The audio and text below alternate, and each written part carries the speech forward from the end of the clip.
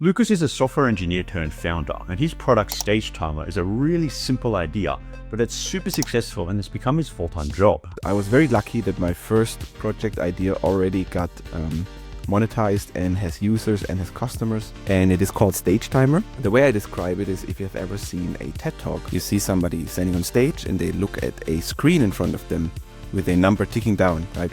You have 5 minutes left on your talk, you have 4 minutes left on your talk. I'm building just such a tool, and they can have various tools at their hands, like showing a message to them, hold the microphone closer, please come to an end, oh, lunch is going to be 5 minutes later. How did you get your first paying customers? So our first users came from this one Reddit post, really. Lucas and I had a fantastic conversation about his journey, how he got the idea, how he gets users in the B2B industry, an industry he had no prior experience in, and everything else that goes into running his business.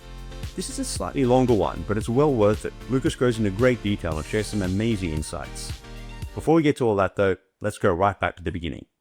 This all started with visiting a friend's music studio. My background is a software engineer, very regular. I worked even in a startup. When I was creating it, I created it as a side project. I was also always interested in entrepreneurship. In fact, I tried to start my own company with 2 partners, which failed. We even tried to raise funding, but it never went even until the first funding round. I have done plenty of freelancing, so I was familiar with the kind of have your own business landscape. And I was at a point where I said I wanted to, instead of selling my time, sell kind of a product, right? That I know in the beginning is hard, but it will scale to the point where I'm now, right? Where even if I take off 1 week, it generates the income, which is really nice. And the way I started out is creating a long list of ideas. I learned about this idea of bootstrapping, meaning you can build a business by yourself, just you, right?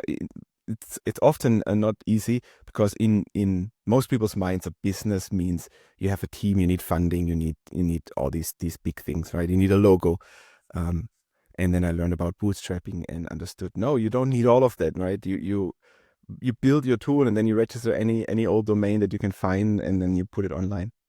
So I gathered a list of things that I could do myself. And this one specific item that I chose in Stagetimer, it came about because I visited a friend in the studio, and he was doing a recording, and he had his controls in front of him, and he could, switch the cameras, and he could, turn on off his microphone and everything, except for this one piece of equipment, which was the countdown timer, where he had to get up out of his chair and walk into the other room and hit a button and then come back. And I'm thinking, surely there's a better solution for this, right? Surely you can click on a button on this computer, and on the other computer, it starts the countdown. I was a cloud engineer, of course, obvious solution. But a quick search in the internet revealed no good option, right? There were some like installable Windows apps, but looked outdated and didn't really do the thing. So I put it on my list, and when the day came that I said, today I'm going to start my side project, I looked at my list, and instead of maybe choosing the most interesting or even the most promising thing that I thought could make money, I said, let me choose the simplest idea on this list, because this gives me the opportunity to learn all the ins and outs, right? Of course, I know how to write a software. I've never done payments. I've never done user accounts. I've never done most of the other things surrounding a online product, but building a landing page, stuff like that. So I said, let me use this super simple idea that I can code up in a weekend, put online, just see if people actually use it. Can I get actual users for it? So that's how it started. What's interesting here is Lucas didn't have much experience in the broadcasting industry before starting Stagetimer. This isn't the typical way things go, and I wanted to know how this played out, how he got his foot in the door in a world that was entirely new to him. I actually didn't know anybody in this kind of media, or I would call it live video production / broadcasting industry that I'm in right now. And in the very first moment, I thought, how do I actually get this to the people that want to use it? And my first approach was looking for a subreddit. And it took me a while to find one. Subreddits are surprisingly hard to find if they're very niche. I found one, I posted it. People really liked the tool, gave me a lot of feedback, features that they think is necessary, plus just really liking and trying it out. I'm really happy. I'm really happy that this industry, they're technical and they like to try stuff out. So that really worked into my favor. And from that, I got my first users. And from that, I also kind of really got emails and people telling me, hey, you should be on this podcast. You should be on this show. You should show this, to that community. And they invited me to a community of, I would say, like almost independent contract video makers, like live video makers, right? People that, get invited to events and then they bring their cameras and their stuff and they broadcast a live stream for, X company X, company Y. A whole Discord community full of these people. And really interesting. And I engaged a little bit. And it's like, here's who I am. Here's what I do. Had a call with the kind of founder or creator of the community, who also has a YouTube channel showing off, the latest. Oh, here's the latest camera. He got a sample and he can showcase how it works. And he also had an app that he was building that was completely unrelated to what I was doing, but kind of for the same industry. And we started to have like weekly calls, just kind of catching each other up. We had other people in this call as well, just showing, hey, we are all developing in this industry. We're all kind of sharing our experiences. And from that, really, I got all these, I would always say, entrance into the realm of this industry. And the other really big factor how we got to people is just Google by itself, right? People Google for very specific problems. Oh, I need a timer in this situation. Find our very technical articles and documentation pages and find it from there. Or that's what we observed a lot. They recommend it to others. Like, oh, I found this cool tool here. You should try it out, because they constantly get invited, right? It's not like just one person going to one event. It's almost like the A team, right? So somebody has an event and then there's, oh, I need this video guy and I need this, cutter and I need this show caller, and then they put them all together and then you get this automatic network effect. Really great. Lucas approached this whole project in a very exploratory way, letting himself be led by his users directly. And this is shown perfectly in how he phrased his first Reddit post. I started out not knowing at all who my users would be. Again, right, it was a test project. I never expected great things. So the Reddit post I did was basically asking a question. I said, hey, I built this tool. Here it is. It was free to use. Please give me feedback. What do you think? Is it useful? What can I add? Which really helped getting engagement, right? If I would have said, here's my tool, it's awesome, look at it, it's kind of self-promotion. But because if I asked this question, people really liked it. And from there, I tried to learn, okay, who are these people that use it? And I found that it's a lot of like independent or small companies that run live stream events, mostly as a hire, right? A company would make a kind of a company-wide event. They need a team to broadcast it to everybody of their overseas people or even their customers. They hire such a company, which comes with their tech, with their van, with their cameras, with their equipment, and transmits it. And every single time somebody says, oh, but the speaker needs to know how long he is on stage, and then either they have a solution or they say, I learned about this Stagetimer. It's super easy. It's like one click. And there we go. My tool is in action.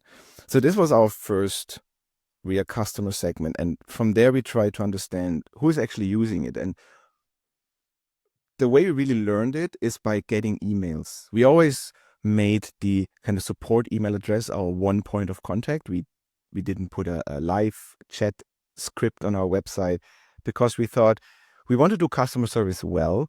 So let's limit it to a single channel. But when people ask, we answer. And we do this to this day. It works really well. And people then wrote us really the strangest places where they use our app and then ask, hey, can you do this? Can you do that? For example, somebody says, oh, I'm using it for horse racing.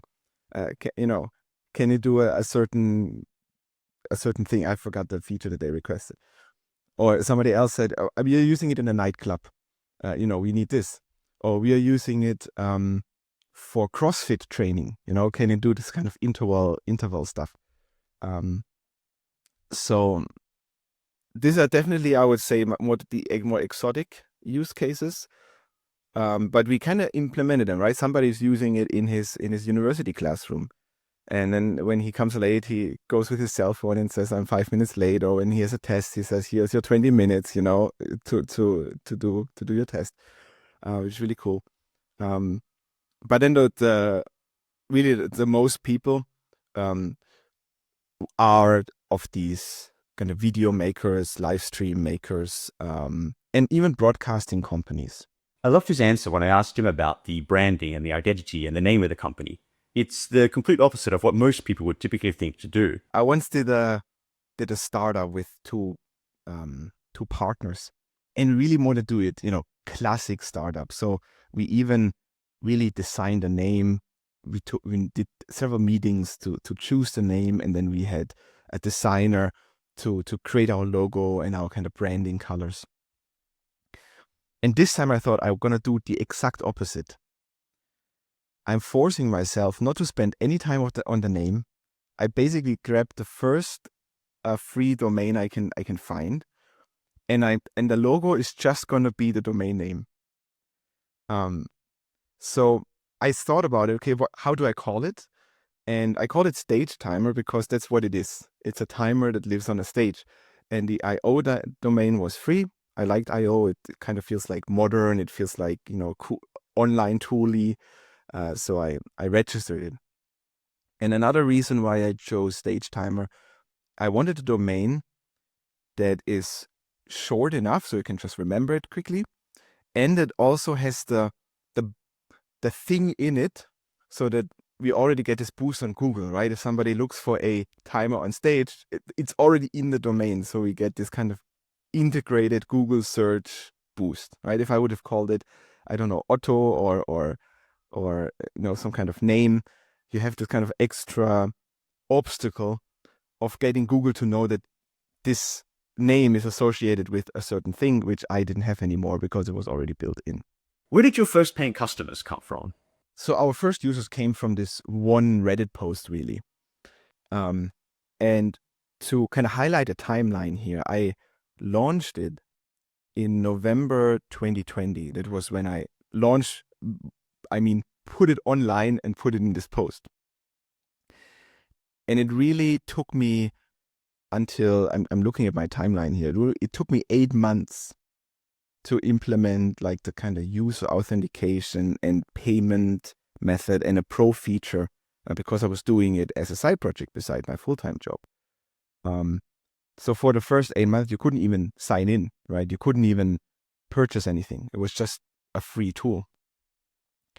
But the first person that purchased, right, on that day that I deployed the payment integration, I wrote a very short Twitter post how you do it, like in the kind of build in public community. Hey, this is my latest feature. Or I just did this. And indeed, somebody purchased right there on that day. And I asked him later, they actually met him in Paris.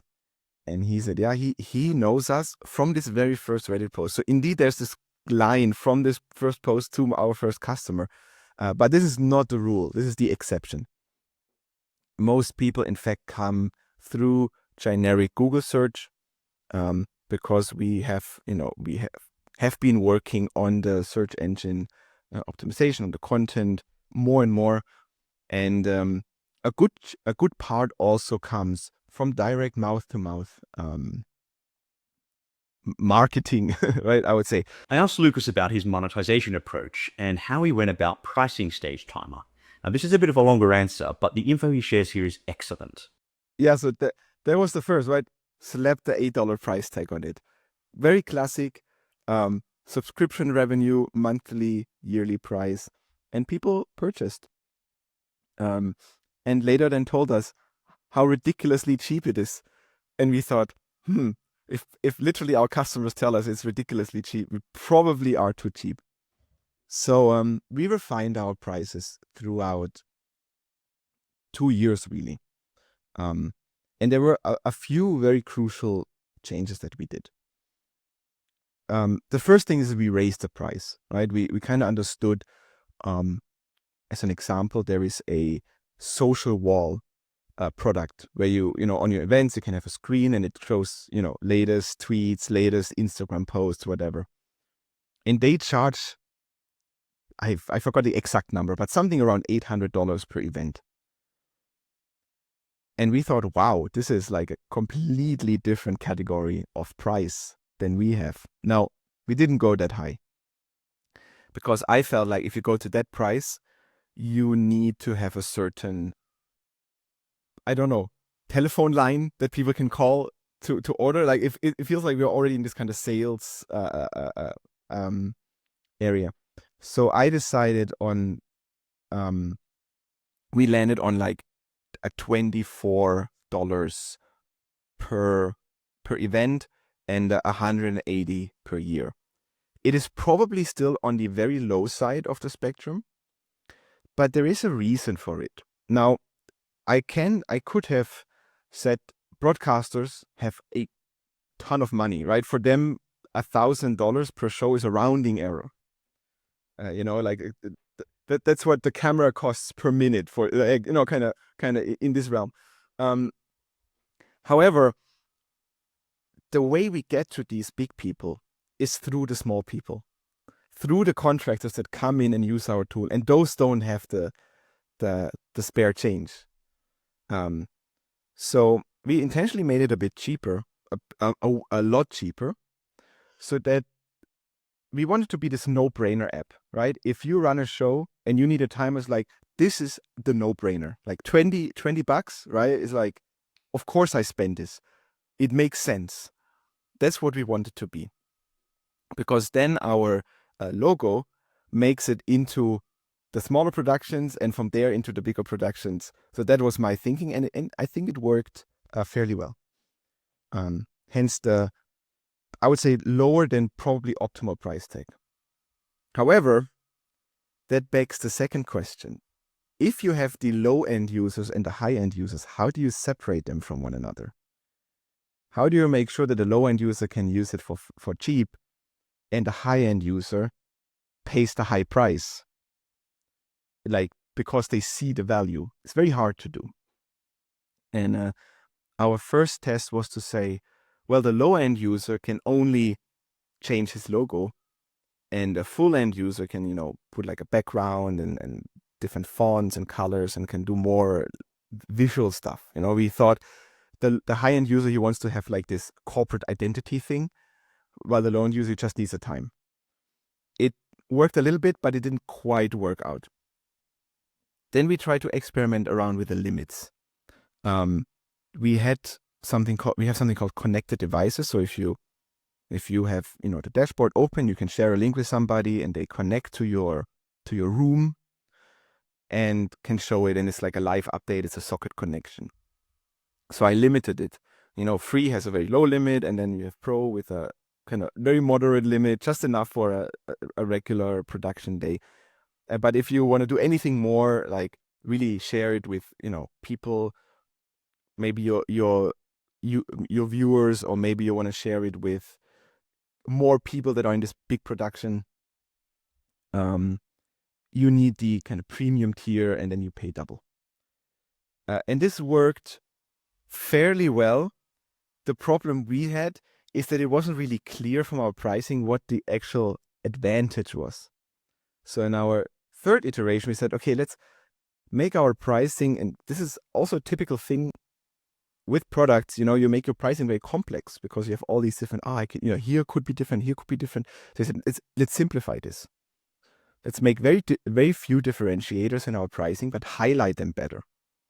So we threw out some of the limits because they didn't make sense. People, didn't really purchase because of them, right? How many messages can you show during an event? No, it didn't really move the needle. So we threw that out, unlimited. but we really highlighted this connected devices thing. So this is our main differentiator. You get 5 for the pro tier and you get 50 for the premium tier. You get like this 10x increase to really showcase, hey, you pay double, but you get like 10 times more value here.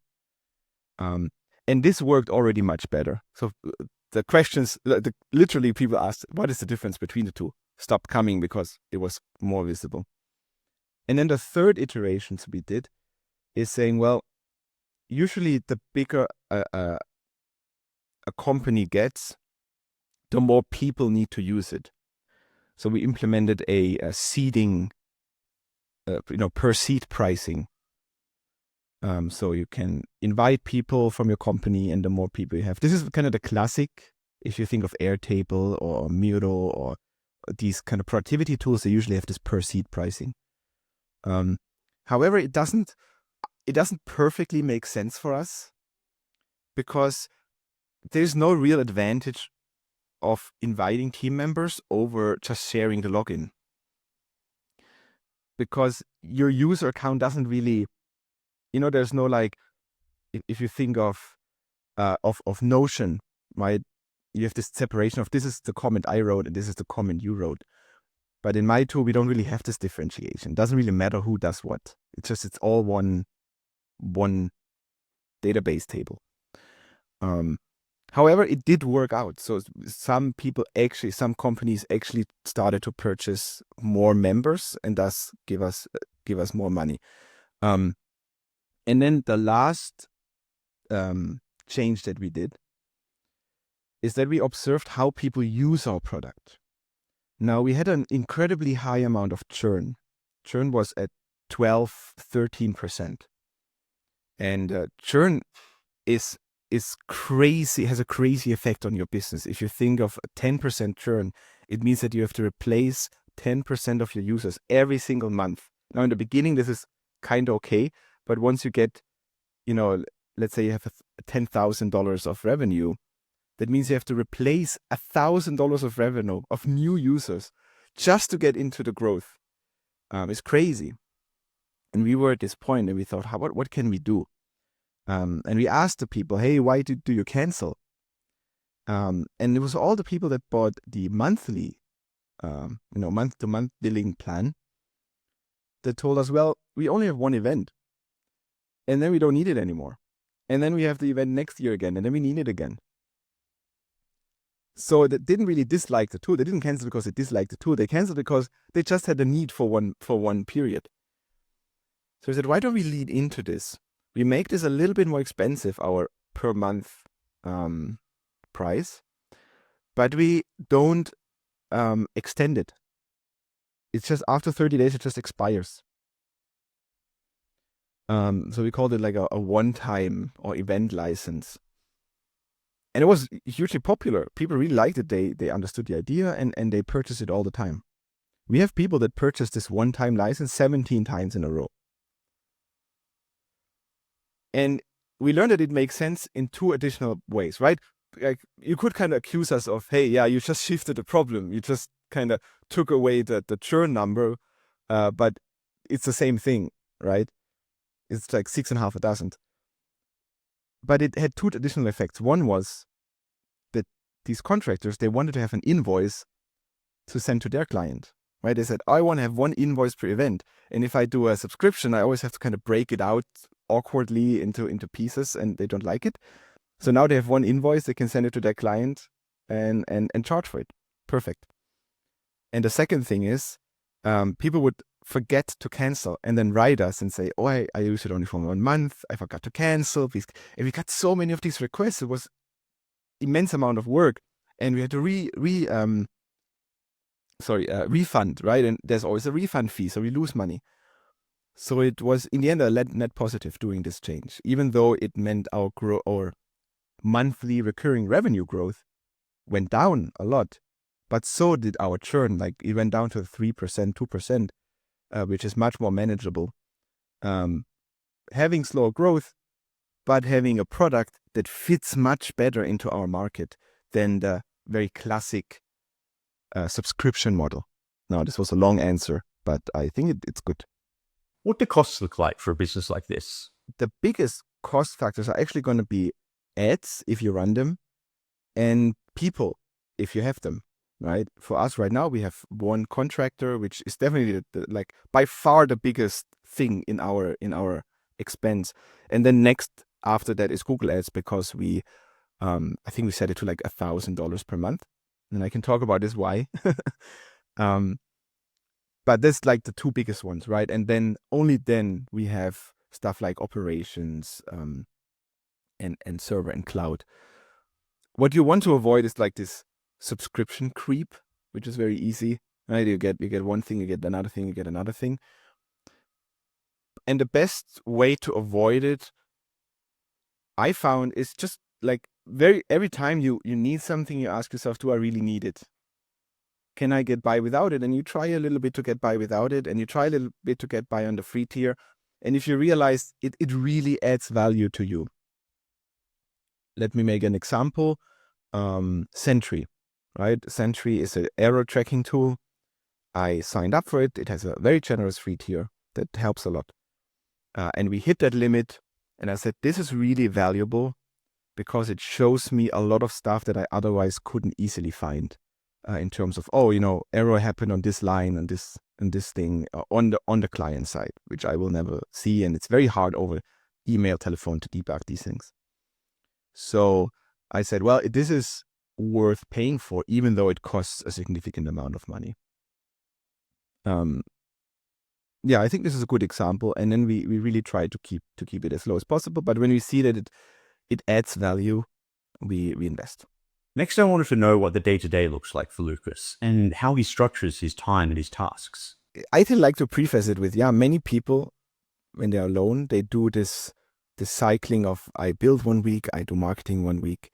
I found it doesn't really work for me. Also because my wife does a good part of the marketing, so I can, she takes care of it, while I can focus a bit more on development, which I really like. However, we always thought, how can we, like, from a one-person perspective, I always think, how can I keep processes as simple as possible? Let me just say 3 things we do. And I think this will help kind of illustrate how we approach operations.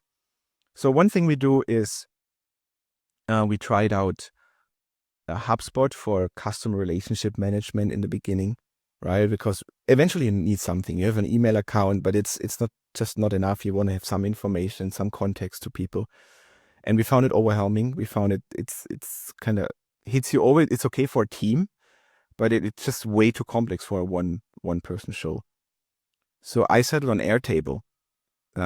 It's very simple. Airtable is essentially a kind of fancy version of Google Sheets. And I wrote a fairly simple script that whenever somebody signs up, they just get a row in our Airtable database. And we manually sometimes, write down the industry and what they do. I wrote another script that when they purchase, it also gets synced there, and we see what kind of plan they're on and how much they spend. And we started over time enriching this Airtable with more information. And I usually build little hooks into my code and say, somebody gave an answer to where do you hear from Stagetimer? Somebody purchased, right? Somebody deleted their account. Somebody, what did I just recently? I kind of tracking which was the first page they landed on when they visited our. So we get all this stuff synced, and it's really helpful. To my wife, whenever she answers, she quickly searches. She sees the line, and she has all the information right there, right, about the person. Did they purchase? Did they not? Do they have this? This works incredibly well. And then Airtable also has these automations where you can say, if a row is created, do this. So I said, well, I can just send an email through that, right? I could say, if a row is created, send out an email. If a row is 1 week old, send out the next email. If it's 2 week old, send out the next email. So we build our drip campaign through that. And it's literally, it hits this trigger in Airtable, and then it calls a little JavaScript, request that sends out an email. And I feel it nice. Yes, it's a bit of a developer-centric solution, sure. Um, but it's very simple. It's literally, I thought, how can I make this as simple as possible? How can I not overcomplicate it, not over-engineer it? And I'm very happy with this solution, this Airtable automation email sending out thing, because it works incredibly well and gives us no headache. Um, Another example would be accounting. Now, this is a bit more of a German problem because Germany tends to be, there's more regulation and regulation is more enforced. So you cannot kind of skimp around your accounting and responsibilities how you may be able to in other countries at the beginning. But knowing that from having had businesses in the past, I said I want to find an accountant who is not completely outdated, who actually allows me to use an online tool to just feed in all my invoices. And they do like the last mile, the kind of reporting, tax, sending in the taxes and doing the annual report. And I found one that does that. I literally looked in Google for the youngest face, called him and said, can I use this online tool with your company? I did this beforehand, and this works incredibly well. I have this very, very simple online tool. Whenever I get an invoice, just push it in, quickly categorize it, and they do the rest. And I would say it's a really good balance between me doing the easy part of the work, right? And them doing the hard part, but only the hard part and not unnecessary extra iterations of workload, which keeps it comparatively cheap. Stagetimer is a B2B business. Lucas works exclusively with other businesses, and this brings a whole set of unique challenges when it comes to marketing. Marketing is not easy, I find, for B2B. If I would kind of contrast it with a B2C product, it's almost a bit more intuitive. You could be active on Twitter because people hang out there. You build something for developers.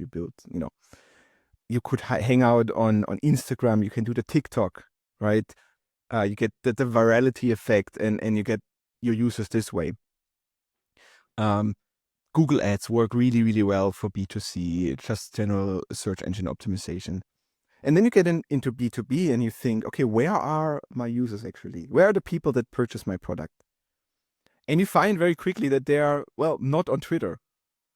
And they are not on Instagram. And they are not on TikTok. They may be on LinkedIn, but nobody, who cares about LinkedIn ads? Like, I don't know. I feel like, who clicks on LinkedIn ads, right? Nobody does that. Are they on Facebook? Maybe. So you already kind of, the big ones, the digital ones, the obvious ones are gone or very weak. So you end up with, okay, now I have to find them. And my first approach, to be honest, was like product-led growth. I said, what I really like is the Dropbox strategy. You create a Dropbox, you get, what was it, 5 gigabytes at the beginning. And if you share the link and somebody else signs up, you get 10. So you increase by sharing it. So you have this built-in virality effect. And also, if you share a file, right, somebody else clicks on it and then they see the Dropbox logo and they see the page. So you get this effect where other people immediately understand your product just from sharing it. So this is incredibly powerful.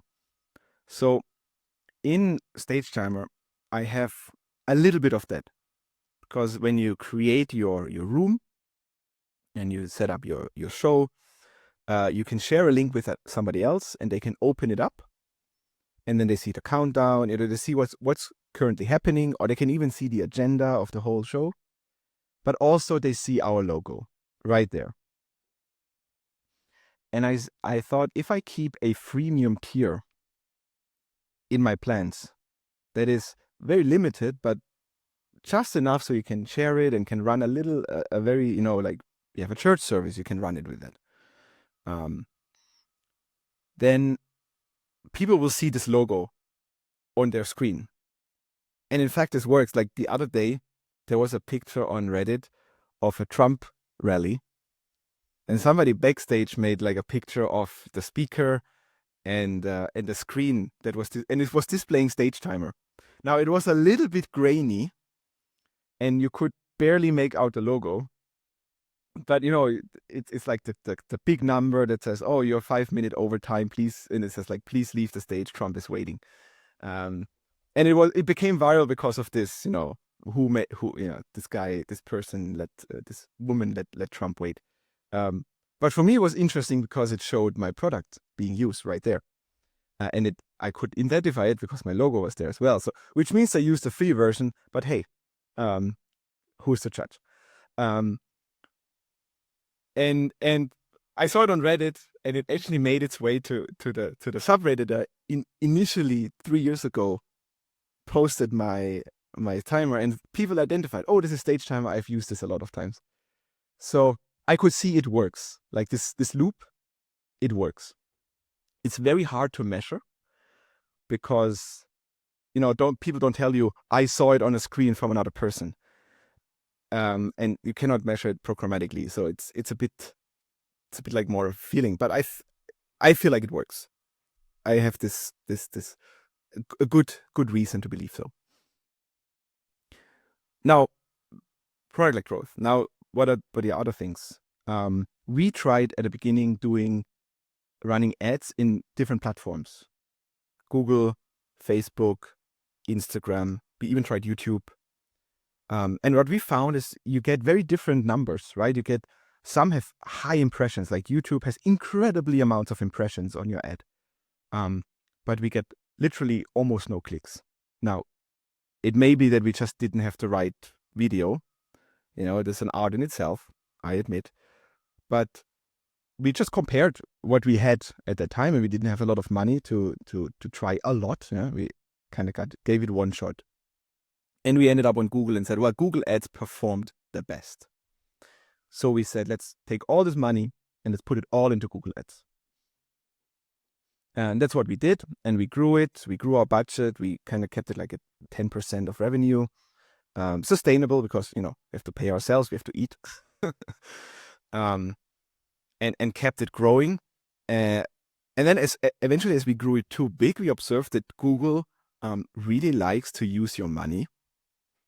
Like if you give it a big limit, they like to use the big limit, and they show your ad in all kinds of weird places, like a birthday timer, productivity timetables. We are shown for all kinds of stuff that people don't really care for our product.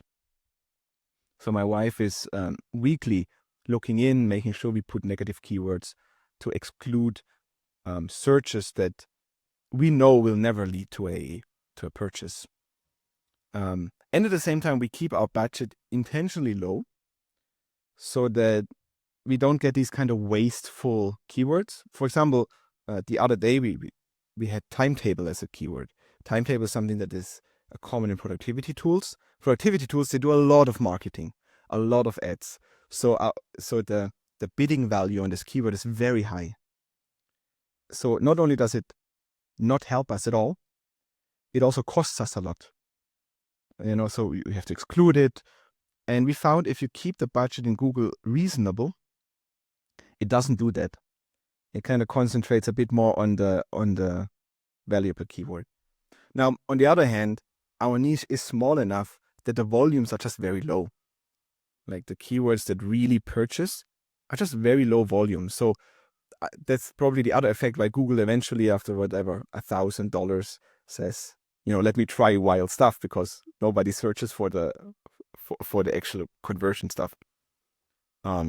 Maybe, who knows?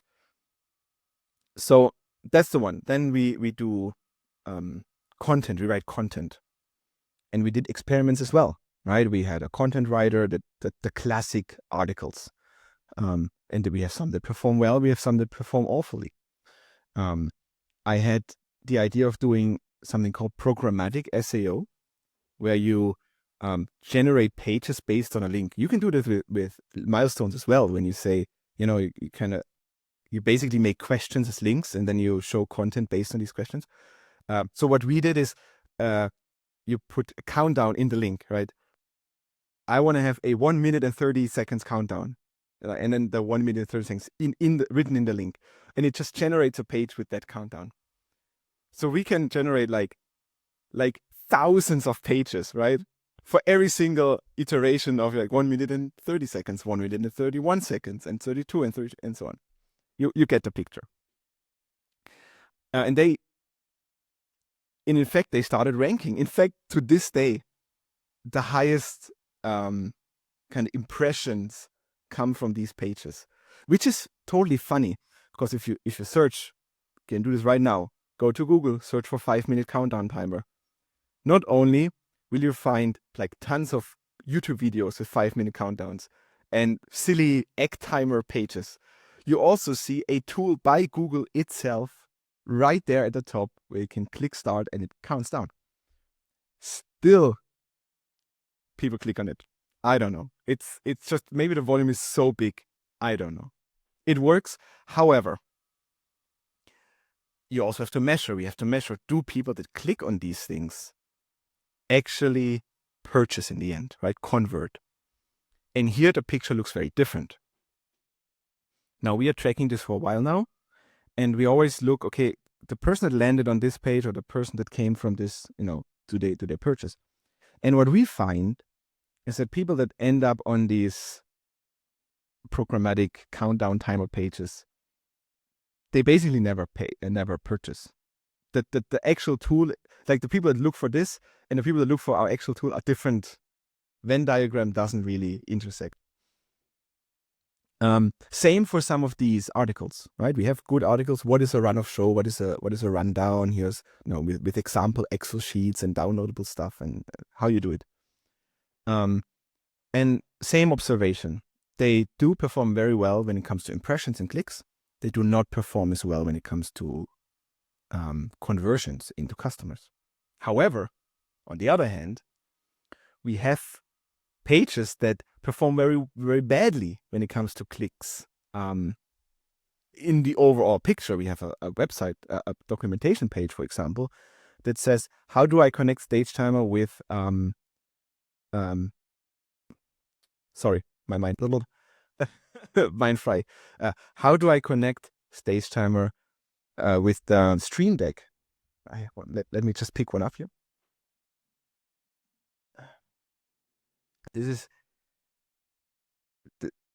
is the Stream Deck. It's not on right now, but each of these buttons is a little LCD screen, and you can program it. You can, put whatever you want on these buttons. And there's a really popular open source software that lots of these live video production people use, where they put all kinds of commands, switch cameras and start our timer and do certain actions during the show. They can program these buttons with. So we created a documentation page and even later an actual software integration, software module for this tool. So you can say, here's how you connect, here's how you have a start button, a next, a previous, a stop, a pause, like a add 1 minute, show this message, flash the timer so the person on stage has to look. Yeah. And this page, even though it gets very few clicks, the impression to click ratio is very high, and the click to conversion ratio is very high, because people that come have this, they need this solution and they have very high intent, right? The thing is, if you look in the Google tools where you can look how much volume is there for my keywords, it says 0 because it's so low they don't even measure this, right? You have your keywords that have like 1,000, 900, 550, and you have these keywords where it just says 0 because they don't even have enough data. This is one of those keywords, and yet it gives us enough clicks and enough purchases to be one of our best pages. I think my takeaway is, first of all, you have to measure. You have to know which question to ask, and the question to ask is, the person that comes through this page, do they pay? And from the answer, you have to evaluate if it is worth investing time into them or not. Right? Just let them run, invest time in something else. And the second thing is, for B2B products like ours, it is often the very technical content that brings you the most people. And the very technical content is often the one that you cannot get written by somebody from Fiverr for $10. So it's the articles that you have to sit down as the founder because you understand the technical relationships and write it out. Yeah. Next, we talked a bit about an open source product similar to Stagetimer that had been released and how he approaches things like this. Maybe as many other founders, I have this constant dread. What if all the customers leave tomorrow? And it was substantiated. At one point, 2 years ago, somebody wrote a open source version of our tool. Yes, it's still there. They still develop it. I was hoping maybe it would die, the person would lose interest. But credit to them. They kept at it and they improved it constantly. And it probably works really, really well. And I'm sure it has some features that we don't have. I haven't looked at it recently. However, it is something that you have to install yourself and it's not running in the cloud. And we found that with many companies, they do appreciate having a paid service that already is running in the cloud because it saves them this whole setup, right? It saves them essentially the person that is responsible to do the technical part. So it didn't really move the needle for us. At least we couldn't see like a clear relationship between them launching an open source product and us losing revenue. How do you keep up with changing customer requirements and trends? I think there's one correct answer, and this is you talk to your customers. And the way we do it, or I do it, I schedule about 3 customer interviews. I found this is a good number. It's very few that you can even always find time for it.